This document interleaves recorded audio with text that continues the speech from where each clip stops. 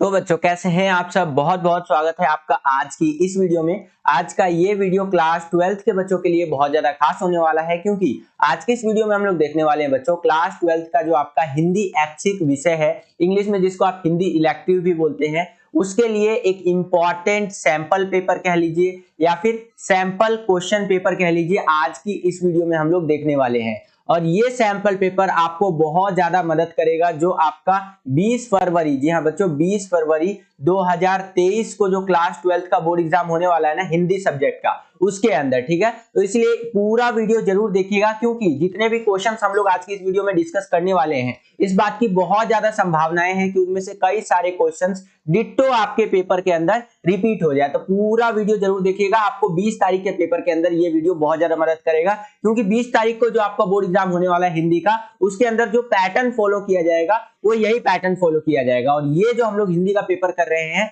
ये इसका पार्ट 2 वाला वीडियो है। जी हाँ बच्चों, इससे पहले मैंने इसका पार्ट 1 वाला वीडियो ऑलरेडी बना दिया है, जिसके अंदर ऑलमोस्ट हमने अपना आधा पेपर यानी सेक्शन ए या खंड अ कह लीजिए कवर कर लिया था। जो पेपर हमारा बच गया था, जो पार्ट 1 वाली वीडियो में हमने कवर नहीं किया था, वो आज की इस वीडियो में हम लोग देखने वाले हैं, ठीक है। तो अगर आपने पार्ट 1 वाला वीडियो नहीं देखा है तो डिस्क्रिप्शन बॉक्स जैसे ही आप खोलेंगे वहां पर आपको लिंक मिल जाएगा पार्ट 1 वाली वीडियो का, तो उस पर क्लिक करके आप देख सकते हैं। और अगर आपने देख लिया है तो इस वीडियो को कंप्लीट जरूर देखिए। चलिए हम अपने वीडियो को शुरू करते हैं। तो क्लास 12th है, हमारा सब्जेक्ट है हिंदी ऐच्छिक, जिसको हिंदी इलेक्टिव भी कहते हैं। और हिंदी का जो आपका पेपर होगा वो 3 घंटे का होगा। अधिकतम अंक जो आपके रहने वाले हैं वो 80 रहने वाले हैं, यानी कि 80 नंबर का आपका पेपर आएगा। बात करूं अगर बोर्ड के पेपर की, तो बोर्ड का पेपर आएगा आपका कुछ इस तरह का आएगा, ये आप अपनी स्क्रीन पर देख सकते हैं। इस तरह से एक सीरीज नंबर लिखा हुआ रहेगा, सेट नंबर लिखा हुआ रहेगा, जैसे कि ये सेट 3 है, ठीक है। टोटल 4 सेट आते हैं आपके, सेट 1 2 3 4,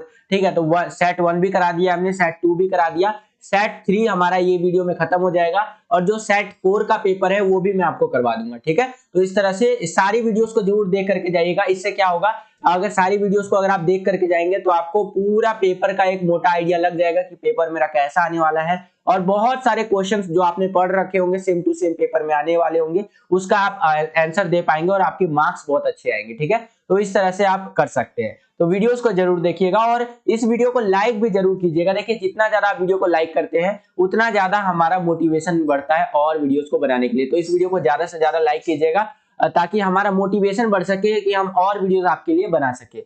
और जितना ज्यादा आप लाइक करेंगे उससे ज्यादा हमारा मोटिवेशन बढ़ेगा। और साथ ही साथ चैनल को आप सब्सक्राइब भी जरूर कर लीजिएगा। जैसे ही आप चैनल को सब्सक्राइब करेंगे, बगल में आपको बेल का आइकन यानी घंटी या घंटा कुछ भी कह सकते हैं, उसका आइकन शो करेगा, उसको प्रेस करके ऑल पे क्लिक कर दीजिएगा, जिससे जो भी हम नया वीडियो डाले उसका नोटिफिकेशन सबसे पहले आपके फोन पर आ जाए करे और आपकी जो तैयारी है वो और भी बेहतर से बेहतर तरीके से हो सके, ठीक है। तो कुछ इस तरह का बोर्ड का जो क्वेश्चन पेपर आएगा आपका हिंदी का, उसका इंटरफेस होगा, यहाँ पर कोड नंबर वगैरह लिखा हुआ रहेगा, ये आप अपनी स्क्रीन पर देख सकते हैं। और कुछ बेसिक बातें यहाँ पर लिखी हुई रहेंगी जो ये आप अपनी स्क्रीन पर देख सकते हैं। अगर नीचे चले तो नीचे आप यहाँ पर देखेंगे, यहाँ पर आपको सामान्य निर्देश देखने को मिलेगा, जिसको इंग्लिश में आप जनरल इंस्ट्रक्शंस भी कहते हैं। सामान्य निर्देश को जरूर पढ़ना चाहिए आपको। अगर सामान्य निर्देश को आप पढ़ते हैं तो पेपर कैसा आने वाला है उसका एक मोटा मोटा आइडिया आपको लग जाता है, ठीक है। तो देखिए सामान्य निर्देश मैंने पार्ट 1 वाली वीडियो में और उससे पहले के सैंपल पेपर्स वाली वीडियो में बहुत अच्छी तरीके से एक्सप्लेन कर दिया था। फिर भी मैं एक छोटा सा ओवरव्यू दे देता हूं आपको। जैसे कि यहाँ पर बता रखा है कि जो हमारा क्वेश्चन पेपर है वो 2 सेक्शंस के अंदर बटा हुआ होगा। सेक्शन ए होगा यानी खंड अ होगा, और सेक्शन बी बोले तो खंड ब। और 14 क्वेश्चन हमसे टोटल पूछे जाएंगे, ठीक है। 48 वस्तुपरक प्रश्न होंगे, जिसमें से 40 का आंसर देना है, जो कि हमने पार्ट 1 वाली वीडियो में कर लिया है, ठीक है। ये सेक्शन ए यानी खंड अ के अंदर था। अब जो हम लोग आज के इस वीडियो में करने वाले हैं यानी खंड ब के अंदर, इसमें वर्णनात्मक प्रकार के जो प्रश्न है वो हमसे पूछे जाएंगे और आंतरिक विकल्प भी यहाँ पर आपको दे रखा होगा। वर्णनात्मक प्रकार के मतलब कि डायरेक्ट क्वेश्चन आपसे पूछ लेगा, उसका आंसर आपको देना है, वहां पर कोई ऑप्शन या विकल्प आपको देखने को नहीं मिलेगा, ठीक है। जो भी इंस्ट्रक्शंस है, निर्देश है, उसको बहुत सावधानी से पढ़ना है और उनका आपको पालन करना है। दोनों खंडों के उत्तर देना अनिवार्य है आपको। दोनों सेक्शंस में जो क्वेश्चन आपसे पूछे गए हैं उसका आंसर आपको देना अनिवार्य है, और कोशिश करना है कि लाइन वाइज आंसर दे। जैसे क्वेश्चन नंबर 1 का आंसर दे दिया तो 2 का दे, 3 का दे, इस तरह से कोशिश आपको करना है। तो ये कुछ बेसिक बातें रही जो आपका 20 फरवरी 2023 को हिंदी का पेपर होने वाला है क्लास 12th का, उससे संबंधित आपको पता होना चाहिए। चलिए हम अपने वीडियो को शुरू करते हैं और जो सेक्शन बी में जो क्वेश्चंस बच गए थे उसको देखते हैं कि किस प्रकार के क्वेश्चंस हमसे पूछे गए हैं और कैसे हम उसका आंसर दे सकते हैं। तो चलिए वीडियो को शुरू हम लोग आ गए बच्चों खंड ब के अंदर, जिसके अंदर मैंने आपको बताया था कि इसके अंदर हमसे वर्णनात्मक प्रकार के प्रश्न पूछे जाएंगे। ठीक है, तो चलिए देखते हैं खंड ब यानी सेक्शन बी का पहला क्वेश्चन और इस क्वेश्चन पेपर का 7वां क्वेश्चन। देखिए क्या पूछ रहा है हमसे कि नीचे दिए गए 3 नए और अप्रत्याशित विषयों में से किसी एक विषय पर लगभग 120 शब्दों में रचनात्मक लेख आपको लिखना है। ठीक है, यानी कि बेसिकली निबंध टाइप का आप इसको समझ सकते हैं। 3 आपको टॉपिक या टाइटल कह लीजिए दे देगा, उसमें से कोई एक टॉपिक पे आपको क्या करना है, एक निबंध टाइप का या कह लीजिए रचनात्मक लेख जिसको आप कहते हैं वो लिखना है। ठीक है, तो यहाँ पर 3 आपको टॉपिक कौन कौन सा दिया, पहला है आपका दुर्घटना से देर भली, दूसरा है आपका प्रातः काल में योग करने के लाभ ही कह लीजिए, या इस तरह से प्रातः काल में योग कैसे किया जाता है इस तरह से दे रखा है, और तीसरा है आपका जिन्हें जल्दी थी वे चले गए। तो इस तरह से 3 आपको दे दिया, इन तीनों में से कोई एक करना है। तो मैंने एग्जांपल के लिए आपको पहला वाला ही करके दिखा रखा है कि दुर्घटना से देर भली, इसके ऊपर आप कैसे एक रचनात्मक लेख लिखेंगे। तो कुछ इस तरह से आप लिख सकते हैं जैसे कि सड़क सुरक्षा को अपनाकर हम बड़ी से बड़ी जो मानवीय क्षति है उससे बच सकते हैं। दुर्घटना से देर भली की कहावत को हमें सही करना है। अधिकतर सड़क हादसे का कारण तेज गति से वाहन चलाना होता है, नशे में वाहन चलाना होता है, लापरवाही करना होता है। तो ये बहुत ज्यादा देखा गया है कि ज्यादातर जो दुर्घटनाएं होती है वो इस कारणों से होती है कि ज्यादातर जो है लोग तेज गति से वाहन चलाते हैं और नशे में गाड़ी चलाते हैं। ये कहना भी गलत नहीं होगा कि आज के समय में ना सड़क यात्रा सुरक्षा की कमी महसूस की जा सकती है। यानी कि कोई बंदा अगर सड़क पे यात्रा कर रहा है, चल रहा है, या फिर नॉर्मल अगर गाड़ी भी चला रहा है ना, तो बहुत ज्यादा ना सिक्योरिटी को लेके, सुरक्षा को लेकर के ना कमियां है, ये महसूस की जा सकती है। रोजाना लाखों लोगों की जानों को बचाने के लिए आवश्यक कदम उठाए जाने चाहिए। हमें कई प्रकार से लोगों को बताना होगा कि सड़क सुरक्षा के लिए बने नियम उनकी भलाई के लिए ही है। वह जो है उनका उपयोग करके हम अपनी अधिकतर जो सड़क हादसे है उस पर काबू पा सकते हैं। ठीक है, यानी कि अगर इन सभी का इस्तेमाल करते हैं ना हम लोग, तो ज्यादातर जो सड़क हादसे हैं उनसे हम लोग निपट सकते हैं। ठीक है, आप देखते हैं कि आप अपने आसपास में कितने ज्यादा रोड एक्सीडेंट होते हैं। तो इंडिया की अगर मैं बात करूं ना, तो most of the road accidents होते हैं आपके दारू पीकर गाड़ी चलाने से। ठीक है, जो कि ड्रिंक एंड ड्राइव जिसको आप कहते हैं, जो कि बिल्कुल नहीं करना चाहिए। ठीक है, एजुकेशनल पर्पस के लिए बता रहा हूँ। और दूसरी नंबर बात, वो जो टसन मारने के लिए छपरी लोग होते हैं ना, ये भूं भूं गाड़ी चलाते हैं, एकदम रॉकेट कर उड़ा दूंगा गाड़ी, सांप बना दूंगा, इस तरह से कर दूंगा सिर्फ एजुकेशनल पर्पस के लिए बता रहा हूँ। तो वो सब चीजों के कारण ना बहुत ज्यादा सड़क हादसे होते हैं। ठीक है, तो इसीलिए इन सब चीजों को कम करना चाहिए, और इसीलिए यहाँ पर इस आप कह सकते हैं रचनात्मक लेखन या निबंध कह लीजिए, इसका टाइटल ही हमने चूज किया है दुर्घटना से देर भली। और भी कुछ चीजें आप लिख सकते हैं जैसे कि सड़क पर चलने वाले लोगों की सुरक्षा को ध्यान में रखते हुए सरकार द्वारा कुछ नियम निर्धारित किए गए हैं जिन्हें हमें मिलकर के पालन करना चाहिए। और सड़क पर जगह जगह पर निर्धारित गति पर विभिन्न संकेत बनाए गए हैं जिससे आगे की सड़क के बारे में ड्राइवर को सटीक जानकारी दी जा सकती है। ठीक है, आप देखते होंगे कि आपने अगर कभी गाड़ी चलाया होगा तो हर जगह पर, हर मतलब कुछ जगह पर, मतलब कह लीजिए कुछ डिस्टेंस पे बेसिकली कि बोर्ड लगा हुआ रहता है कि इतने किलोमीटर स्पीड लिमिट है, 40 किलोमीटर 50 किलोमीटर स्पीड लिमिट है। तो आपको उस स्पीड लिमिट के अकॉर्डिंग ही अपना बाइक, अपना कार, जो भी आपकी गाड़ी है वो चलाना होता है। क्यों? क्योंकि जो सरकार होती है ना, वो उस एरिया, उस क्षेत्र को ध्यान में रख करके उस एरिया के सड़क पर स्पीड लिमिट बनाती है। मान लीजिए कहीं स्कूल है, अब वहां 100 की स्पीड में गाड़ी चला रहे हैं, कोई बच्चा रैंडमली आ गया, तो वहां पर बच्चे की गलती थोड़ी ना है, बच्चा है यार, उसको दिमाग थोड़ी ना है। तो वहां पर क्या होगा, रिस्क रहता है, दुर्घटना होने का खतरा रहता है। ठीक है, एजुकेशनल पर्पस के लिए बता रहा हूँ आपको। तो ये चीजें ध्यान में रख करके ही सरकारों ने बहुत सारी चीजें यहाँ पर बहुत ही गुड इनिशिएटिव कह लीजिए, अच्छे कदम उठाए हैं। ठीक है, और आगे देखिए बताया गया है कि मगर बहुत कम लोग इन नियमों का पालन करते हैं। ये भी एक फैक्ट है कि बहुत कम लोग जो है इन नियमों का पालन करते हैं। अब समय आ गया है कि हमारी सरकार इस विषय में कठोर कानून बनाए तथा उनकी अवहेलना करने वाले के लिए कठोरता से सजा का प्रावधान किया जाए। हर व्यक्ति को समझने की जरूरत है कि जीवन बहुत मूल्यवान है तथा हमें अपने जीवन की सुरक्षा का दायित्व खुद उठाना चाहिए। एक इंसान की लापरवाही के चलते कई लोगों को अपनी जान से हाथ धोना पड़ता है। ठीक है, तो ये सारी चीजें आप इस जो है सो कि इसके अंदर आप लिख सकते हैं, जो आपका ये रचनात्मक लेख है। ठीक है, ये दुर्घटना से देर भली वाला। तो इस तरह से ये हमारा 7वां क्वेश्चन यहाँ पर कंप्लीट होता है। आई होप कि आपको समझ में आया होगा। अब हम लोग आ गए हैं बच्चों 8वें क्वेश्चन के अंदर। 8वां क्वेश्चन यहाँ पर क्या कह रहा है कि किन्हीं 2 प्रश्नों के उत्तर लगभग 60 शब्दों में आपको लिखने हैं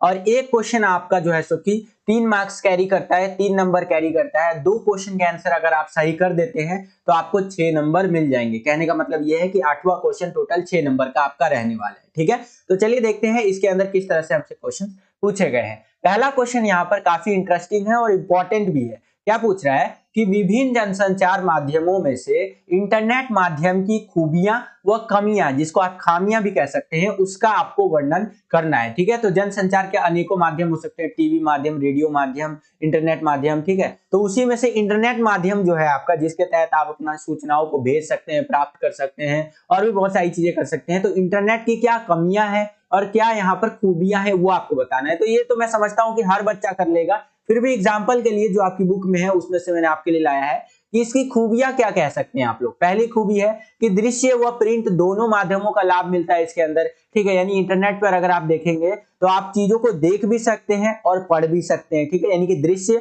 व प्रिंट दोनों माध्यमों का आपको यहाँ पर लाभ मिल रहा है, बेनिफिट मिल रहा है। ठीक है, और क्या खूबी है इसकी इंटरनेट की कि इंटरनेट के द्वारा जैसे कि बटन दबाते ही सूचनाओं का विशाल भंडार प्राप्त होता है। जैसे आज मान लीजिए बारिश होने वाली है, तो आप सर्च करेंगे कि क्या आज बारिश होगी, तो आपके सामने 85 वेबसाइट खुल करके आ जाएगी कि बारिश होगी नहीं होगी, आगे का वेदर कैसा रहने वाला है, मौसम कैसा रहेगा, आने वाले 10 दिनों में मौसम कैसा रहेगा। तो बहुत सारे आपके पास इंफॉर्मेशन है। तो वही चीज यहाँ बताया गया है इंटरनेट की खूबियों के अंदर कि आप एक बटन दबाते ही आपके सामने बहुत सारा इंफॉर्मेशन आ जाता है। ठीक है, और क्या खूबी होती है इंटरनेट की कि यह संवादों के आदान प्रदान व चैटिंग का सबसे सस्ता स्रोत है। ठीक है, जैसे पहले जब इंटरनेट ज्यादा पॉपुलर नहीं था तो हम लोग मैसेज किया करते थे, उससे पहले चिट्ठी भेजा करते थे, तो चिट्ठी भेजने में बहुत पैसा लगता था। ठीक है, फिर उसके बाद आया मैसेज का सिस्टम, मैसेज भेजने में भी 1-2 रुपया लगता था। फिर उसके बाद आ गया व्हाट्सएप फेसबुक का जमाना, ये एफबी का या फिर आप कह लीजिए व्हाट्सएप का जो जमाना है आज के टाइम पे, आप देखेंगे एफबी व्हाट्सएप जो हो गया आपका, इसमें क्या होता है, पैसा लगता है। केबी 1 केबी, विद इन 1 केबी में आपका एक मैसेज सेंड हो जाता है। ठीक है, उससे भी कम लगता होगा, तो इतने में आप मैसेज कर सकते हैं। अब एक दिन में एक आज अमूमन देखा जाए तो जो रिचार्ज करवाता है बंदा, कम से कम 1 जीबी वाला एवरेज ले लेता हूँ, 1 जीबी में 1024 MB होता है। अब इतना नेट यूज करके कितने ही लाखों करोड़ों मैसेज वो सेंड कर सकते हैं व्हाट्सएप पे, फेसबुक पे, इंस्टाग्राम पे, जो भी है। ठीक है, तो चैटिंग जो है ना वो आपका कह लीजिए आदान प्रदान यानी संवादों के आदान प्रदान, कोई भी बातचीत करने का सबसे सस्ता स्रोतों में से एक माना जाता है। अगर आप चैटिंग कर रहे हैं ना अपने दोस्त के साथ, हेलो भाई कहाँ है, कैसा है, नहीं है, आपका दोस्त भी रिप्लाई कर रहा है, तो आप यकीन मानिए दुनिया के सबसे चीपेस्ट आदान प्रदान वाले, संवादों के आदान प्रदान वाले जो चीज का है वो इस्तेमाल कर रहे हैं, चैटिंग का। ठीक है, तो इस तरह से ये इंटरनेट की खूबियों के अंदर आप इसको लिख सकते हैं। अब देखिए, कोई आप देखेंगे कोई भी चीज है उसकी खूबियां होती है, यानी कि अच्छी चीजें होती है, तो कुछ बुरी चीजें भी होती है। यानी कि अगर आप 1 रुपए का सिक्का भी उठाएंगे तो उसके 2 पहलू आपको देखने को मिलेंगे। ठीक है, एक हेड होता है, एक टेल होता है। तो उसी तरह से इंटरनेट की अगर खूबियां हैं तो बहुत सारी कमियां भी है। अब इंटरनेट की क्या कमियां हैं वो थोड़ा सा यहाँ पर देख लेते हैं, जिसको आप खामियां भी बोल सकते हैं। तो इसमें क्या होता है कि समय सीमा ना होने के कारण लोग दूसरे कार्यों से कटते जा रहे हैं एक तरह से। ठीक है, आप देखेंगे इंटरनेट अच्छा तो है, लेकिन क्या होता है लोग इसके आदी हो जाते हैं, इंटरनेट की लत लग जाती है, फिर वो दिन दिन भर नेट चलाते रहते हैं। आप देखेंगे आजकल तो पैदा हुआ बच्चा भी 6 महीने साल भर का बच्चा भी फोन में लगा रहता है, वो यूट्यूब पे वीडियो देख रहा है, गाना सुन रहा है, पता नहीं क्या क्या करने लग जाता है। ठीक है, तो यहाँ पर इंटरनेट के फायदे हैं, लेकिन नुकसान ये है कि इसमें बंदा क्या करता है कि इंटरनेट ही चलाने लग जाता है लगातार, उसके जो काम है और काम, पढ़ाई करना, अपना काम करना, घर के काम करना, उससे लोग कटते चले जाते हैं। तो ये इंटरनेट की कमियों में आप लिख सकते हैं। साथ ही साथ और क्या चीजें देखने को मिलती है कि गरीबों तथा अनपढ़ों के लिए इंटरनेट किसी काम का नहीं है, इसे चलाने के लिए धन व कौशल की आवश्यकता होती है। ठीक है, हालांकि ये चीजें अभी के टाइम पे उतना नहीं है, लेकिन फिर भी आप देखेंगे जो बिल्कुल गरीब से गरीब तबका होता है, ठीक है, वो क्या करता है, इंटरनेट को एक्सेस नहीं कर सकता। और ये भी देखा गया है कि ज्यादातर लोग इंटरनेट जो है वो पढ़े लिखे लोग ही चलाते हैं। ठीक है, लेकिन अब ये सिनेरियो चेंज हो रहा है। अब आप देखेंगे तो जो कम पढ़े लिखे लोग हैं वो भी इंटरनेट चलाते हैं। ठीक है, उसमें एक बोलने वाला सिस्टम होता है। आप देखेंगे यूट्यूब भी आप ले लीजिए, यूट्यूब पे देखेंगे एक माइक का सिस्टम इस तरह से करके होता है, देखे होंगे आप लोग। उस माइक में क्या होता है, आप कुछ भी बोलिए, जैसे कि नए गाने, हिंदी गाने, तो तुरंत यहाँ पर क्या करेगा, सर्च करके जो रिजल्ट है आपके सामने पेश कर देगा। आप उस पर क्लिक करके वीडियोस को देख सकते हैं। ठीक है, तो ये आप कह लीजिए यहाँ ये प्लस पॉइंट में आ जाएगा, लेकिन एग्जाम्पल के लिए बताया है सिर्फ, ठीक है। तो यानी कि ये कुछ कमियां लिख सकते हैं, और भी कमियां लिख सकते हैं कि इंटरनेट पे बहुत ज्यादा अनसिक्योरिटी है, बहुत बार लोगों के अकाउंट से पैसे कट जाते हैं, उनका फोन हैक हो जाता है, तो ये इंटरनेट की खामियां है, ठीक है। तो इस तरह से आप अपना आंसर लिख सकते हैं। आई होप कि ये क्वेश्चन आपको समझ में आया होगा, ठीक है।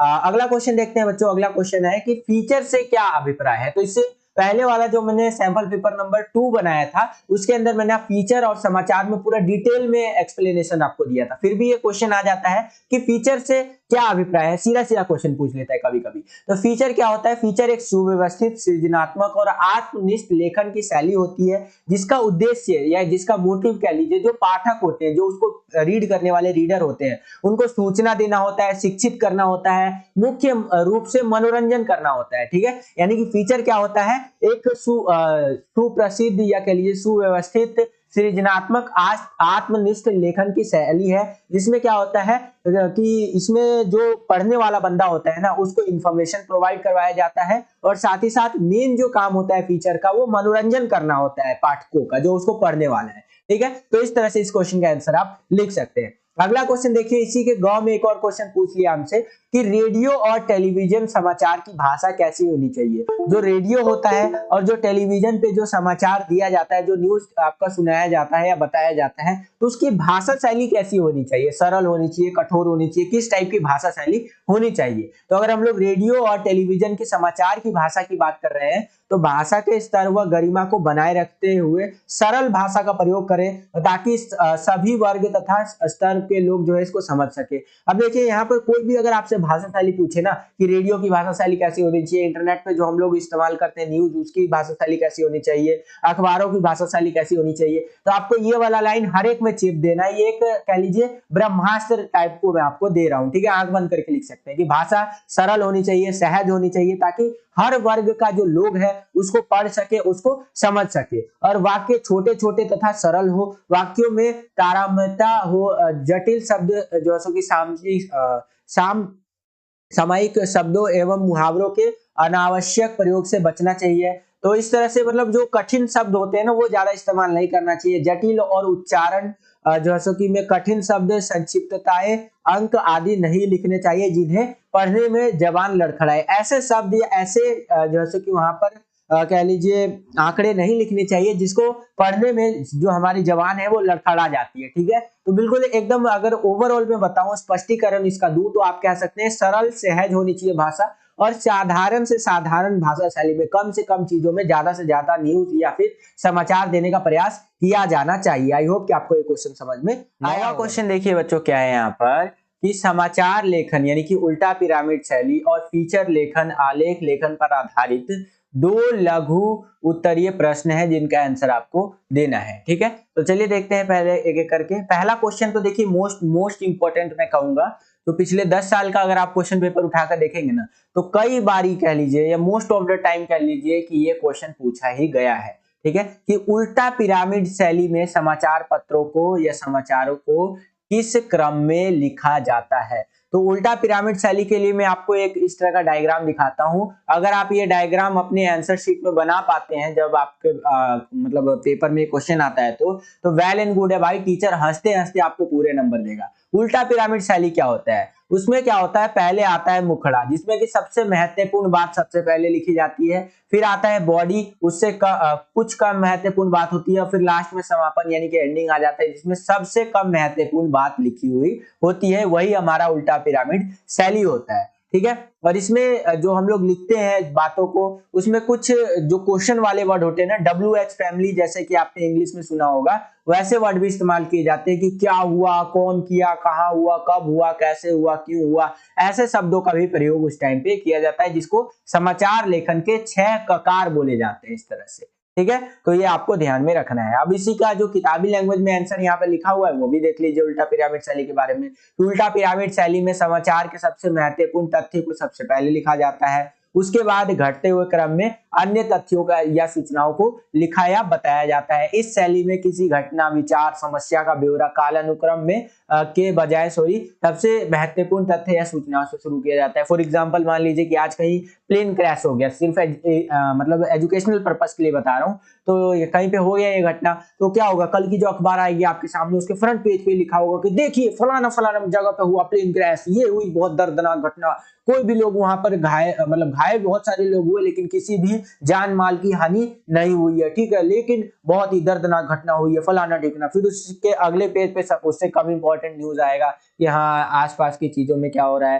ठीक है, आसपास के जगहों में बेसिकली क्या हो रहा है। तो इस तरह से करके समाचार को लिखा या बताया जाता है ताकि जो पाठक होता है, पढ़ने वाला होता है, या समाचार को सुनने वाला भी कह लीजिए, वो उसके अंदर ज्यादा से ज्यादा इंटरेस्ट ले न्यूज के अंदर, ठीक है। तो ये होता है हमारा उल्टा पिरामिड शैली, जिसमें सबसे इंपॉर्टेंट न्यूज को सबसे पहले रखा जाता है, फिर उससे कम इंपॉर्टेंट, फिर उससे कम इंपॉर्टेंट, फिर उससे कम इंपॉर्टेंट। इस तरह से ये सिलसिला चलता रहता है जब तक कि वो न्यूज हमारा खत्म नहीं हो जाता है, ठीक है।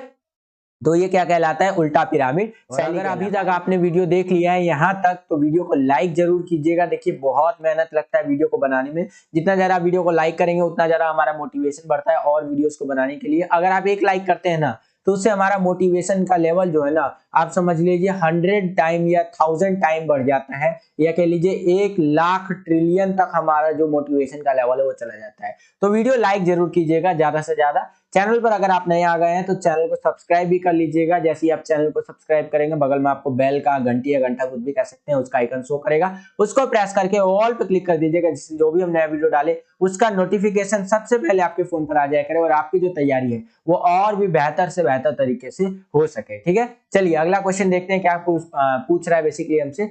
दूसरा क्वेश्चन यहाँ पर पूछ रहा है कि विशेष रिपोर्ट व इसके प्रकारों का वर्णन करना है आपको। पहले तो यहाँ पर देखिए 2 क्वेश्चन मिलाकर के पूछा है। पहला क्वेश्चन पूछ लिया कि विशेष रिपोर्ट होता क्या है, दूसरा यहाँ पर पूछ लिया कि इसके प्रकार बताने हैं आपको, इसके प्रकार कौन कौन से हैं। तो पहले समझते हैं विशेष रिपोर्ट क्या होता है। विशेष रिपोर्ट होता है समाचार पत्र और पत्रिकाओं में गहराई से छानबीन करके, विश्लेषण करके, इनको व्याख्या के आधार पर जो रिपोर्ट प्रस्तुत की जाती है उसे विशेष रिपोर्ट कहते हैं। अब विशेष रिपोर्ट की बात करें तो कई प्रकार के होते हैं। मुख्य मुख्य प्रकारों की अगर हम लोग बात करें तो पहला होता है हमारा खोजी रिपोर्ट, जिसके अंदर क्या होता है, पत्रकार ऐसी सूचनाओं और तथ्यों को छानबीन करके जनता के सामने समक्ष लाता है जो पहले सार्वजनिक नहीं होते हैं, ठीक है। बहुत अच्छा एग्जांपल देता हूं, अभी आपने अडानी का नाम सुना होगा, ठीक है, जो हिंडनबर्ग का घटना हुआ है। हिंडनबर्ग नाम का एक ऑर्गेनाइजेशन है जिन्होंने क्या किया, एक कंपनी ने बेसिकली अडानी जो ग्रुप्स है उनके ऊपर एक रिसर्च करके और ऐसे तथ्यों, ऐसे सूचनाओं को सामने लाया जो उससे पहले जनता ने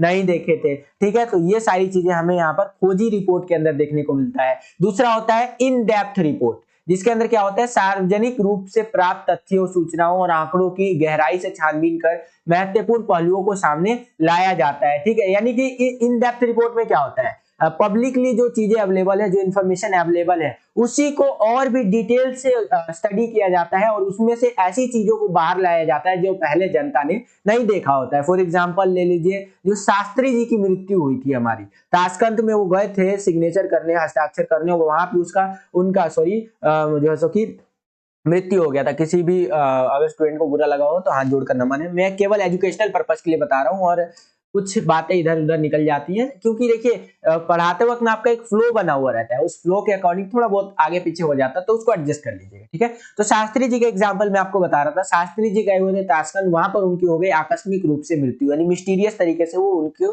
मृत घोषित कर दिया गया कि भैया शास्त्री जी जो है अब नहीं रहे, ठीक है। तो उनके ऊपर बहुत सारी जो है कि न्यूज वगैरह बनी और उसके बाद रिसर्च हुआ, ठीक है, कि बताया गया कि उनकी मृत्यु कैसे हुई होगी। और लास्ट में अभी कुछ टाइम पहले अगर आपने वो मूवी देखा होगा, एक मूवी आई थी द ताशकंद फाइल करके, ठीक है, उसके अंदर बताया गया कि शास्त्री जी की मृत्यु कैसे हुई थी। उसके अंदर कैसे बताया गया, जो अवेलेबल था सूचना वगैरह, जो इन्फॉर्मेशन अवेलेबल था उसी को और अच्छे से स्टडी किया गया और देन लास्ट में कंक्लूजन बताया गया कि शास्त्री जी की मृत्यु, लाल बहादुर शास्त्री जी की मृत्यु कैसे हुई थी। उनकी मृत्यु हुई थी, उनको पॉइजन दिया गया था, जहर दिया गया था, अकॉर्डिंग टू जो मूवी में बताया गया वो मैं आपको बता रहा हूँ, ठीक है। तो यही चीज होता है इन डेप्थ रिपोर्टिंग में। क्या होता है, जो पब्लिकली जो सूचनाएं, जो चीजें अवेलेबल होती है, उन्हीं में से डिटेल से छानबीन करके आपको और भी चीजें देने का प्रयास किया जाता है। तो ये होता है हमारा इन डेप्थ रिपोर्ट, ये विशेष रिपोर्ट का ही एक प्रकार होता है। तीसरा प्रकार कौन सा होता है? विश्लेषणात्मक रिपोर्ट। इसमें क्या होता है? घटना या समस्या से जुड़े तथ्यों का विश्लेषण और व्याख्या की जाती है। जो भी घटना होती है, जो भी समस्या होती है, उससे जुड़े हुए जो भी तथ्य है यानी फैक्ट्स है, उनको आपको क्या किया जाता है? एनालाइज किया जाता है और उसका पूरा आपको डिटेल एक्सप्लेनेशन दिया जाता है। ठीक है, कि कोई घटना क्यों हुई, कैसे हुई। ठीक है, तो ये सारी चीजें आपको देखने को मिलती है, जैसे डॉक्यूमेंट्री वगैरह आप समझ सकते हैं। अगला होता है विवरणात्मक रिपोर्ट। इसमें क्या होता है? समस्या का विस्तृत विवरण आपको दिया जाता है, बिल्कुल डिटेल में आप कह सकते हैं ना, किसी भी समस्या का आपको रिपोर्ट दे देगा। ठीक है, तो ये होता है विवरणात्मक रिपोर्ट। और ये थे हमारे विशेष रिपोर्ट के कुछ मुख्य प्रकार। आई होप कि आपको समझ में आया होगा। ये भी क्वेश्चन काफी इंपॉर्टेंट है, कई बार पेपर में पूछ लिया जाता है बच्चों, ध्यान रखिएगा। ठीक है, चलिए आगे चलते हैं। अब हम लोग आ गए हैं 10वें क्वेश्चन के अंदर, जिसमें बोला है निम्नलिखित 3 में से किन्हीं 2 प्रश्नों के उत्तर आपको देने हैं 40 शब्दों के अंदर। ठीक है, और इसमें 10वें क्वेश्चन में टोटल 4 नंबर का क्वेश्चन आपसे पूछा गया है। एक क्वेश्चन 2 मार्क्स कैरी करता है। अगर 2 क्वेश्चन आप सही से अटेंड कर लेते हैं तो 4 नंबर आपको मिल जाएगा। ठीक है, 3 में से कोई 2 क्वेश्चन करना है। तो चलिए देखते हैं। पहला क्वेश्चन यहाँ पर क्या पूछा गया है कि बनारस में वसंत का आगमन कैसे होता है और उसका क्या प्रभाव इस शहर पर पड़ता है। ठीक है, तो बनारस जो आपका कहानी है उसमें वसंत जब आता है, हमारा बसंत ऋतु, तो उसका आगमन कैसे होता है, वो कैसे आता है और उससे जो ये शहर है उस पर, इस पर क्या प्रभाव पड़ता है, शहर के ऊपर क्या चीजें देखने को मिलती है। तो कवि के अनुसार अचानक बनारस में वसंत का आगमन होता है। यानी कवि कहता है कि बनारस के अंदर अचानक से वसंत आ जाता है। जब बसंत आता है ना, तो जैसे कि लहराता या कह लीजिए लहराता या कह लीजिए मधुवादित नामक मोहल्ले की तरफ धूल की आंधी चलती है, जिससे कि चारों ओर धूल छा जाता है। ठीक है, तो इस तरह से आप कह सकते हैं कि लहर तारा या मधुवादी नामक एक आपका कह लीजिए मधुवादी नामक मोहल्ले की तरफ धूल की आंधी चलने लग जाती है। तो लगता है कि बसंत आ गया है। फिर क्या होता है? चारों तरफ धूल ही धूल छा जाता है। लोगों के मुंह में अगर आप देखेंगे ना, तो धूल होने से क्या होता है? किरकिराहट उत्पन्न होने लग जाती है। प्रायः यह देखा गया है कि वसंत में फूलों की बहार छा जाती है तथा सुगंध के सारे वातावरण अति मनमोहक लगने लगता है। नए पत्ते तथा कोपले निकलने लगती हैं, परंतु इस वसंत से ऐसा कुछ नहीं होता है। ये वाला जो वसंत आता है यहाँ बिल्कुल ही अलग होता है। यहाँ कोई फूल वूल नहीं खिलता है। यहाँ पर क्या होता है? वसंत जब आता है तो धूल भरा आंधी होता है और भिखारी के कटोरे के मध्य वसंत उतरता दिखाई देता है। गंगा के घाट लोगों से भर जाते हैं, जहां तक इस मौसम में बंदरों की आंखों में नमी तक दिखाई देती है। ठीक है, तो इस तरह से यहाँ पर वसंत का आगमन के बारे में वर्णन किया गया है। ठीक है, तो इस तरह से आंसर आपको लिखना है। आई होप कि आपको समझ में आया होगा। अगला क्वेश्चन देखिए, काफी इंपॉर्टेंट है कि संवदिया की क्या विशेषताएं हैं और गांव वाले के मन में संवदिया की क्या अवधारणा है, वो आपको बात करें अगर संवदिया की विशेषता की, तो यहाँ पर आप लिख सकते हैं कि संवदिया जो होता है ना, वो वातावरण सूंघ कर ही संवाद का अनुमान लगा लेता है। संवदिया क्या होता है? आपके मन में सवाल आया होगा अगर आपने चैप्टर पढ़ा होगा तो। वैसे आपने अगर चैप्टर पढ़ा होगा तो आपको पता होगा, लेकिन फिर भी बता देता हूँ। संवदिया वो होता है जो संवाद को एक स्थान से दूसरे स्थान तक ले जाता है। जैसे आज के टाइम पे अगर मैं आपको बेस्ट एग्जांपल दूं, संवदिया कौन होता है, तो संवदिया है आपका व्हाट्सअप, आपका फेसबुक, आपका इंस्टाग्राम, ये संवदिया है। अब आप बोलेंगे सर ये क्या बोल रहे हो, व्हाट्सअप संवदिया कैसे हो सकता है? तो देखो, संवदिया का मतलब होता है कि आपकी बातें उठा करके दूसरे तक लेकर जाना और दूसरे को सुनाना। जैसे पहले के जमाने में क्या होता था कि एक संवदिया होता था, जिसको कि क्या करते थे, मान लीजिए ये ए नाम का बंदा है और ये बी नाम का बंदा है। ठीक है, तो इसको क्या करना है कि अपना संवाद जो है इस तक पहुंचाना है। तो बीच में एक सी नाम का बंदा होता था, जिसको संवदिया बोला जाता था। ये ए नाम का बंदा इसको बोल देता था कि फलाना फलाना बात है, आप जाकर के बी नाम के बंदे को बता दीजिए। तो ये चलते चलते जाता था, बहुत दूर की जर्नी करता था और जाकर के बी नाम के बंदे को बताता था कि यार देखो तुम्हारा मैसेज आया हुआ है, तुम्हारा संदेश आया हुआ है। या कह लीजिए उस टाइम पे जो लेटर का, जो आप कह लीजिए जो चिट्ठियों का चलन था, तो पहले ऐसे संवाद हुआ करता था। आज के टाइम पे संवदिया कौन है? आज के टाइम पे संवदिया है आपका व्हाट्सएप। आप कुछ भी टाइप करके भेजते हैं, तुरंत वो व्हाट्सएप क्या करता है कि आपका मैसेज ले जाके आपके दोस्त को फॉरवर्ड कर देता है कि आपके दोस्त ने आपको ये मैसेज किया है। ठीक है, तो संवदिया की यही विशेषता थी। वैसे आज के टाइम पे ये विशेषता है। उस टाइम की विशेषता क्या थी कि वो सूंघ करके ही संवाद का अनुमान लगा लेता था। मतलब कि वो सूंघ लेता था, एक ऐसी बात बता रहा है कि हाँ सूंघ लिया कि अरे यार यहाँ तो बड़ा दिक्कत है। मान लीजिए कहीं गया और वहां पर देखा वो सब लोग चुपचाप है बिल्कुल, तो समझ गया कि यार कुछ गड़बड़ है। ठीक है, तो इस तरह से वो संवाद का अनुमान लगा लेता था कि मैसेज क्या होने वाला है। ठीक है, वह बहुत भावुक है, वह एक संवेदनशील और समझदार इंसान होता था जो संवदिया होता था, वह ईमानदार होता था और दूसरों का जो है कि मददगार होता था संवदिया, वह चतुर भी होता था, बहुत दिमाग लगाता था। गांव वालों के मन में संवदिया की यह अवधारणा है कि वह निठल्ला, कामचोर और पेटू आदमी ही संवदिया का कार्य करता है। गांव वाले सोचते थे ना, अरे संवदिया बनना कौन सी बड़ी बात है, वो निठल्ला आदमी भी बन सकता है, जिसको कामचोर होता हो बंदा, पेटू आदमी हो, खाता पीता दबा के हो, वो बंदा भी संवदिया बन सकता है, जिसके आगे पीछे कोई नहीं होता, बिना मजदूरी के ही जो संवाद पहुंचाता है और वह औरतों का गुलाम होता है, ये हमारा संवदिया होता है। ये गांव वालों का मानना था ऐसा।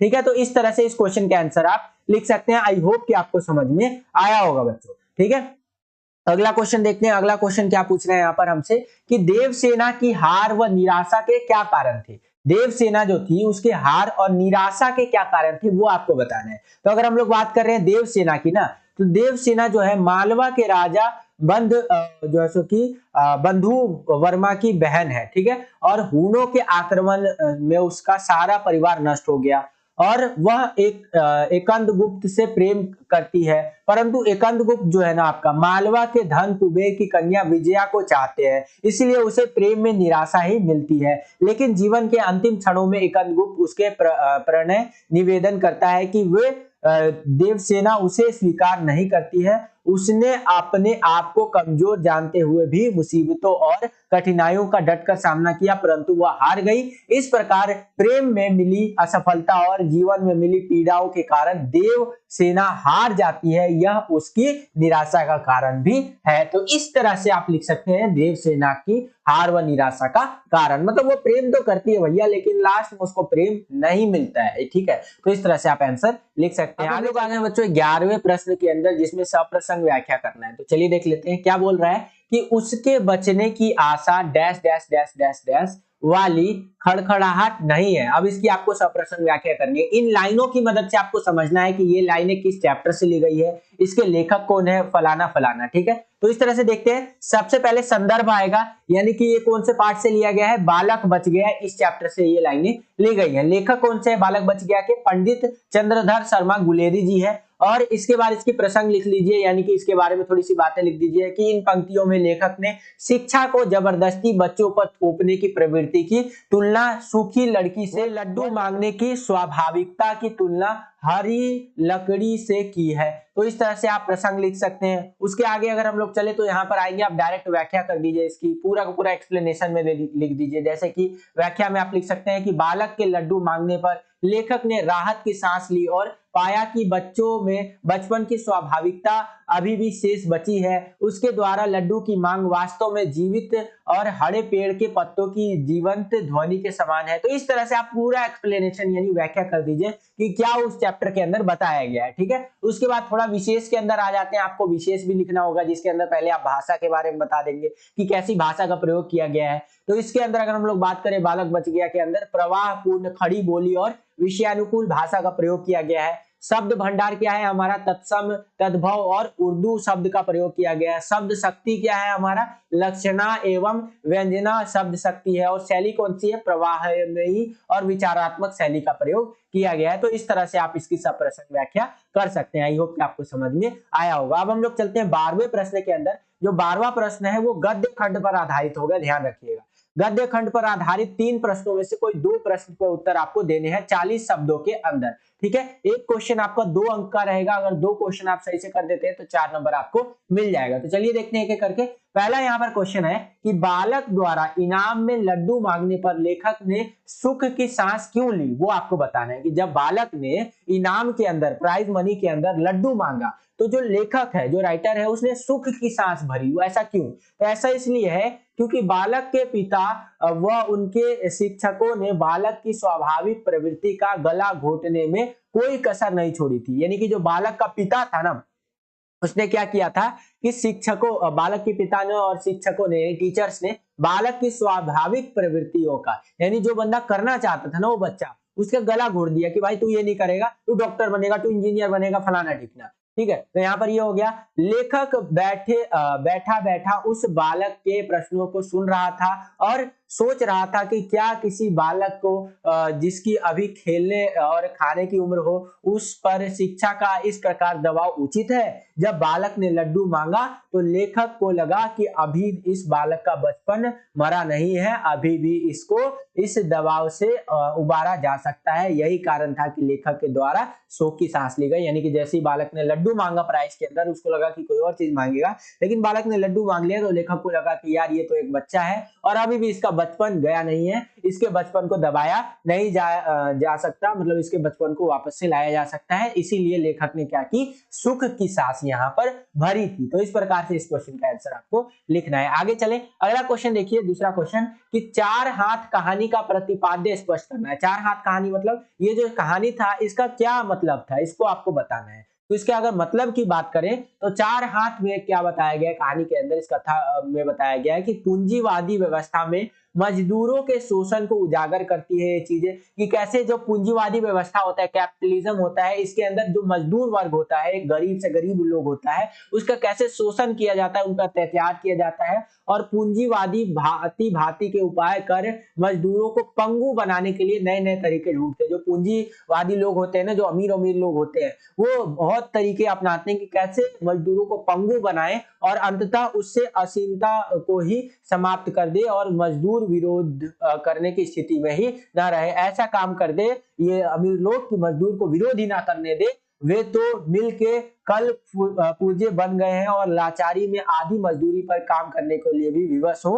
और मजदूरों की यह लाचारी शोषण पर आधारित व्यवस्था का पर्दाफाश करती है। ये जो हमारा चार हाथ आपका कहानी है, ठीक है। यानी कि इसके अंदर मजदूरों के बारे में बता रखा है कि कैसे मजदूरों को एक तरह से पंगु बना दिया जाता है अमीर लोगों के द्वारा, ताकि कम से कम दिहाड़ी लेकर के भी, मजदूरी लेकर के भी वो लाचार हो जाए काम करने के लिए, ठीक है। तो यहाँ पर इस चीजों का यहाँ पर पर्दाफाश किया गया है। आई होप कि आपको समझ में आया होगा। अगला क्वेश्चन देखिए, यहाँ पर तीसरा क्वेश्चन क्या है कि शेर लघु कथा में लेखक ने शेर के मुंह में छोटे छोटे जानवरों के घुसते चले जाने का वर्णन क्यों किया है, ठीक है। यानी कि जो शेर लघु कथा है उसमें लेखक ने जो शेर के मुंह में छोटे छोटे जानवर घुस रहे हैं ना, तो उसका वर्णन यहाँ पर क्यों किया गया है। तो जैसा कि इसका आंसर आप लिख सकते हैं, जैसे ही व्यवस्था के खिलाफ उंगली उठती है, सत्ता उसे कुचलने का प्रयास करता है। सत्ता में बैठे लोग जनता को विभिन्न प्रलोभन देकर उन्हें या उसे अपनी ओर मिलाने का प्रयास करते हैं, जबकि सच्चाई तो यह है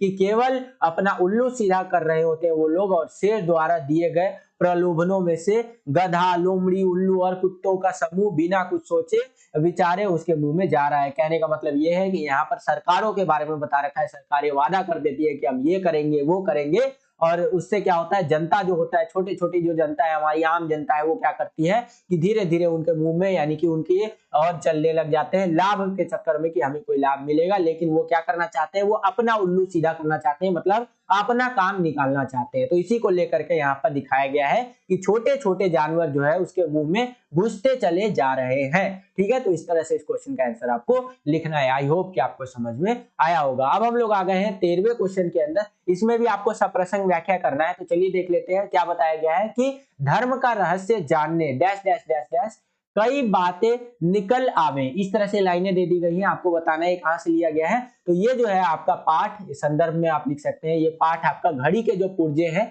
यहां से लिया गया है। और लेखक जो है हमारे पंडित चंद्रधर शर्मा गुलेरी जी है। और प्रसंग में आ जाइए, थोड़ी सी बातें बता दीजिए इस चैप्टर के बारे में कि लेखक का मत है धर्म जो है हमारा वो मुट्ठी भर धर्मचारियों तक ही सीमित न रहे, अपितु आम लोगों भी जो है या वो लोग भी उसका रहस्य समझ सके, जिससे कि समाज का समग्र विकास हो सके। यानी कि धर्म जो है हमारे पास जो है, चाहे आप हिंदू धर्म के हो, मुस्लिम धर्म के हो या कोई से भी धर्म के हो, तो वो कुछ चंद लोग ही उस धर्म को कंट्रोल ना करे, सभी लोग उसको समझ सके और सभी लोग जो है वहां पर इससे क्या हो, समाज का भला हो सके। तो इस तरह से प्रसंग के अंदर आप लिख सकते हैं। उसके बाद पूरा का पूरा व्याख्या हो जाएगा, एक्सप्लेनेशन लिख दीजिए कि धर्माचार्यों का कहना है कि प्रत्येक व्यक्ति को धर्म के रहस्यों को जानने की इच्छा नहीं करनी चाहिए। ये लोग घड़ी का दृष्टांत देकर अपनी मत का समर्थन लोगों से तालियां पिटवा कर करते हैं। तो इस तरह से करके पूरा का पूरा आप यहाँ पर व्याख्या कर सकते हैं। और नीचे अगर हम लोग चले, इस तरह से ये व्याख्या दे रखा है, वीडियो को पॉज करके पूरा का पूरा पढ़ सकते हैं। नीचे चले तो आपको विशेष में लिख देना है, जैसे कि कौन सी भाषा है, तो यहाँ विषयानुक्रम कुल, खड़ी बोली का प्रयोग किया गया है। शब्द भंडार कौन सा है हमारा, तत्सम, तद्भव, उर्दू शब्दों का प्रयोग किया गया है। शब्द शक्ति क्या है हमारा, लक्षणा, व्यंजना शब्द शक्ति है। और शैली कौन सी है हमारी, विचारात्मक शैली का प्रयोग यहाँ पर किया गया है। तो इस तरह से इस क्वेश्चन का आंसर आप लिख सकते हैं। आई होप कि आपको समझ में आया होगा। अब हम लोग आ गए हैं 14वें क्वेश्चन के अंदर। 14वां क्वेश्चन में देखिए क्या बोल रहा है कि निम्नलिखित प्रश्नों में से किसी एक प्रश्न का आपको उत्तर देना है लगभग 60 शब्दों के अंदर। ठीक है, तो चलिए देख लेते हैं। 14वें के पहले यानी क में क्या क्वेश्चन पूछ रहा है, तो हम तो 100 लाख बार बनाएंगे, इस कथन के संदर्भ में सूरदास के चरित्र की विवेचना कीजिए। यानी कि भैया हम तो 100 लाख बार बनाएंगे, इसके संदर्भ में सूरदास का जो चरित्र है उसके बारे में आपको बताना है कि सूरदास का कैरेक्टर कैसा था। ठीक है, तो इसमें क्या आंसर आप लिख सकते हैं कि सूरदास का इस वाक्य से एक सशक्त चरित्र उभर करके आता है, मतलब एक तगड़ा कैरेक्टर निकल करके आता है जिसमें कई विशेषताएं देखने को मिलती है। पहली क्या विशेषता थी, हार न मानने की प्रवृत्ति थी। सूरदास कभी हार नहीं मानता था। ठीक है, सूरदास जीवन की विषम तथा प्रतिकूल परिस्थितियों में भी हार नहीं मानता था और पुनः परिश्रम करने को हमेशा वो तैयार रहता था कि दोबारा परिश्रम करना है, मेरे को जीरो से शुरू करना है। ठीक है, कोई मुझे नहीं हरा सकता। अगला, कर्मशील और मेहनती बंदा था सूरदास, यानी कि सूरदास एक मेहनती व्यक्ति था। अंधा होने पर भी उसने इतने पैसे जमा किए थे कि आगे भी मेहनत करने से नहीं कतराता था। इतने पैसे उसने जमा कर लिया अंधा होने के कारण भी, जिससे कि वो आगे मेहनत करने से वो नहीं कतराता था। और क्या चीजें हमें देखने को मिली सूरदास के बारे में, प्रतिशोध की भावना से मुक्त था। वो बदला उदला लेने वाला बंदा नहीं था। उसने अगर किसी ने उसका कुछ बुरा कर दिया ना तो वो इग्नोर मारता था। बड़ा दिल था यार उस बंदे का। सूरदास किसी से भी प्रतिशोध लेने की भावना नहीं रखता था। भैरव के विषय में पता चलने पर भी वह उसे नुकसान पहुंचाने की नहीं सोचता है। तो यहाँ से हमें सूरदास के चरित्र के बारे में जो है सो कि यहाँ पर देखने को मिलता है। तो इस प्रकार से इस क्वेश्चन का आंसर आप लिख सकते हैं और भी थोड़ी चीजें ऐड कर सकते हैं अपनी जो बुक है आपकी एनसीईआरटी बुक, उसको आधार बनाकर। आई होप कि आपको ये क्वेश्चन समझ में आया होगा। इसके आगे चले तो यहाँ पर आपको एक अथवा में एक चॉइस में क्वेश्चन देखने को मिल जाएगा, यानी कि अगर आपको ऊपर वाला क्वेश्चन नहीं आता तो नीचे वाला आप क्वेश्चन अटेंड कर सकते हैं। इसके अथवा में इसके चॉइस में देखिए क्या क्वेश्चन हमसे पूछा गया है कि धरती का वातावरण गर्म क्यों हो रहा है, इसके गर्म होने में यूरोप और अमेरिका की भूमिका आपको लिखनी है। धरती का आप जो टेम्परेचर देखेंगे, ग्लोबल टेम्परेचर, वो दिन प्रतिदिन या कह लीजिए साल दर साल जो है सो कि बढ़ता जा रहा है। 2 डिग्री 1 डिग्री धरती का टेम्परेचर बढ़ता जा रहा है। इससे क्या नुकसान हो रहा है, जो हमारे धरती पर जो ग्लेशियर है, जो बर्फ के बड़े बड़े चट्टान है, बड़े बड़े पहाड़ है, वो पिघलते जा रहे हैं, जिससे कि बाढ़ का खतरा, समुद्र स्तर का बढ़ने का खतरा बढ़ता जा रहा है। ठीक है,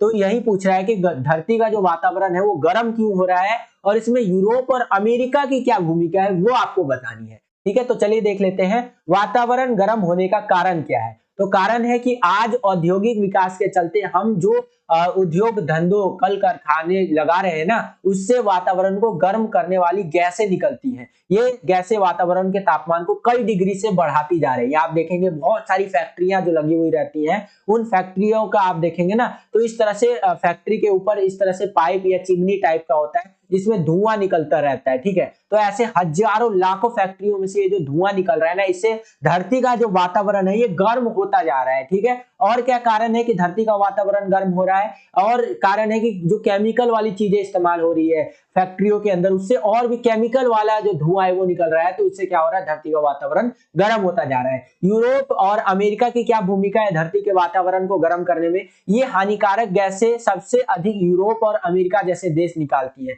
यानी कि जितनी भी दुनिया में गैसें निकल रही है ना जिससे कि धरती का वातावरण गर्म हो रहा है, सबसे ज्यादा जो गैसें हैं यूरोप और अमेरिका ही निकाल रहे हैं, जिससे कि धरती का वातावरण गर्म होता जा रहा है। इन देशों में लगे उद्योगों से निकलने वाली ग्रीन हाउस गैसों से वातावरण सर्वाधिक प्रदूषित हो रहा है। इन देशों के अंदर जो फैक्ट्रियां लगी हुई है जिससे ग्रीन हाउस गैसें निकल रही है ना, तो सबसे ज्यादा जो वातावरण हमारा इन्वायरमेंट पोल्यूटेड हो रहा है, प्रदूषित हो रहा है, वो अमेरिका और यूरोप के कारण हो रहा है भैया। ठीक है, और क्या चीजें हमें देखने को मिलती है, वातावरण के गर्म होने से क्या हमें हानि देखने को मिलता है, इन गैसों के द्वारा तापमान बढ़ने से क्या होता है कि समुद्रों का पानी जो है गर्म हो रहा है। मैं आपको एक और बेहतर से बेहतर एग्जांपल से समझाता हूँ। ये तो यहाँ पर थोड़ा सा समझने का प्रयास कीजिए। देखिए ये है हमारी धरती, ये आप देख रहे हैं ना, मेरी ड्राइंग बहुत खराब है भाई, तो ड्राइंग पे उतना फोकस मत करना, ठीक है, सिर्फ समझने का प्रयास करना। ठीक है, तो ये हमारी धरती, ये है हमारे सूरज चाचा जी, ठीक है, यानी सन। अब देखिए धरती पर समुद्र है, आपको पता है, ये मैंने समुद्र का एक मोटा मोटा एक चित्र बनाने का प्रयास किया। यहाँ पर मछली उछली है, ठीक है। तो देखिए धरती का वातावरण जब गर्म होता है तो क्या होता है, यहाँ पर समुद्र भी यहाँ पर बहुत इंपॉर्टेंट रोल प्ले करता है। धरती पर अगर आप देखेंगे तो एक ऐसी जगह है जो अंटार्कटिका वगैरह है, या और भी बहुत सारी जगह जहां पर आपको बर्फ के पहाड़ देखने को मिलेंगे, जिसको आप लोग ग्लेशियर्स भी बोलते हैं। ये ग्लेशियर पिघलते जाते हैं, जैसे ये ग्लेशियर पिघलता जाएगा तो धरती पर जो समुद्र है उसका जल स्तर बढ़ता जाएगा। जल स्तर जैसे इसका बढ़ेगा तो इससे क्या होगा, जो समुद्र के किनारे जो शहर बसे हुए हैं, जैसे दिल्ली बोल दिया, माफी चाहूंगा, मुंबई हो गया आपका, न्यूयॉर्क हो गया आपका, ठीक है, इधर चेन्नई ले लीजिए, गोवा ले लीजिए, ये सब जो आपका इधर मतलब जो भी समुद्र के किनारे जो शहर बसे हुए हैं ना, वो सब समुद्र में डूबने का उनका खतरा बढ़ता जाता है। और जैसे जैसे समुद्र के अंदर पानी बढ़ता जाएगा वैसे वैसे इंसानों के लिए जमीन और कम होती जाएगी, और इससे क्या होगा, ओवरऑल जो कि बहुत ज्यादा नुकसान हमें धरती पर देखने को मिलेगा, ठीक है। और ये बहुत ज्यादा खतरा होता है, क्योंकि जैसे जैसे धरती का टेम्परेचर तापमान बढ़ता जाता है वैसे वैसे ज्यादा से ज्यादा मात्रा में जो ग्लेशियर वो पिघल रहा है, और वो ग्लेशियर का मीठा पानी होता है, मीठा पानी समुद्र में मिल जाता है, जैसे पानी समुद्र में मिला वो बेकार हो जाता है, ठीक है। तो ग्लेशियर का पानी हमें बचाना चाहिए, और धरती का जो तापमान है वो कम से कम रखने का प्रयास करना चाहिए, ताकि जो है सो कि हम लोग अपना विकास भी कर पाए और अपने धरती को भी बचा सके, ताकि आने वाली जो जनरेशन है, आपके बच्चे जो होंगे, मेरे बच्चे होंगे, उनके बच्चे होंगे, इस तरह से जो हमारी फ्यूचर जनरेशन है उनको एक अच्छा धरती हम लोग दे करके जाए। ये नहीं कि कूड़ा कचरा वाला प्लास्टिक वाला धरती हमें दे करके जाना है, क्योंकि जाना तो एक दिन सभी को है, लेकिन हम लोग एक किराए के मकान में आए हुए हैं, एक तरह से आप समझ लीजिए इस धरती पर। ये धरती पर हमारा कब्जा नहीं है, किराए का मकान है। आज हमारे पास है तो हमारे बाद हमारे अगले जनरेशन का होगा, ठीक है। तो ये नहीं सोचना है कि अपन ही राजा है इधर के, हमें अपनी धरती को बचाना है बच्चों। तो इस तरह से आप समझ सकते हैं कि जैसे जैसे धरती का तापमान बढ़ेगा वैसे वैसे क्या होगा, हमारे ग्लेशियर्स पिघलते जाएंगे, और इससे समुद्र का जो जल स्तर है वो बढ़ता जाएगा, और इससे क्या होगा, समुद्र के किनारे जो भी शहर, जो भी नगर बसे हुए हैं उनका डूब जाने का खतरा बढ़ेगा, और ओवरऑल हमें ही नुकसान होगा और हमारी धरती को नुकसान होगा, ठीक है। तो ये कारण है कि धरती का वातावरण गर्म होने से ये सारे परिणाम हमें देखने को, जो धरती का तापमान इतना बढ़ रहा है तो उसको रोकने के लिए हम लोग क्या कर सकते हैं।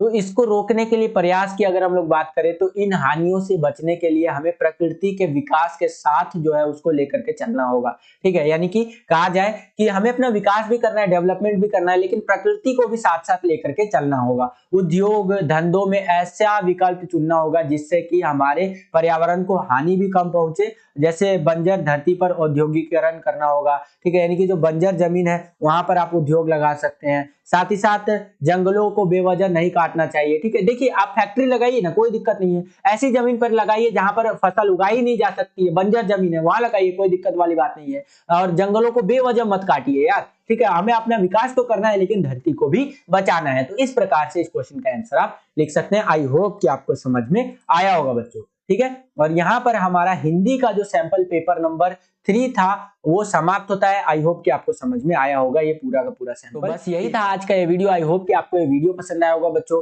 अगर आपको ये वीडियो पसंद आया तो इस वीडियो को ज्यादा से ज्यादा लाइक कीजिए। जितना ज्यादा वीडियो को लाइक करेंगे उतना ज्यादा हमारा मोटिवेशन बढ़ता है और वीडियोस को बनाने के लिए। अगर आप एक लाइक करते हैं ना तो इससे हमारा मोटिवेशन का लेवल लाखों करोड़ों अरबों खरबों पता नहीं कितना गुना बढ़ जाता है। भाई लाइक जरूर किया कीजिए, बहुत मोटिवेशन बढ़ता है अंदर से, ठीक है। और अगर आप चैनल पर नए आ गए तो क्या कर रहे हैं, आप जरूर चैनल को सब्सक्राइब कर लीजिए। इसी तरह की सैंपल पेपर्स वाली वीडियोस हम और भी सब्जेक्ट के लिए आपके लिए लेकर के आते रहेंगे। जैसे आप चैनल को सब्सक्राइब करेंगे बगल में आपको बेल का घंटी या घंटा कुछ भी कह सकते हैं उसका आइकन शो करेगा, उसको प्रेस करके ऑल पे क्लिक कर दीजिएगा, जिससे कि जो भी हम नया वीडियो डालें उसका नोटिफिकेशन सबसे पहले आपके फोन पर आ जाया करे और आपकी जो तैयारी है बोर्ड एग्जाम के लिए वो और भी बेहतर से बेहतर तरीके से हो सके। आप बिल्कुल चिंता मत कीजिए, आपका और हमारा साथ अभी बोर्ड एग्जाम तक चलेगा और उसके बाद भी चलेगा, ठीक है। तो बस आज के लिए इतना ही, मिलता हूं आपसे अगली एक्साइटिंग वीडियो में। तब तक के लिए खुश रहिए, खुश रखिए सभी को। जय हिंद, वंदे मातरम।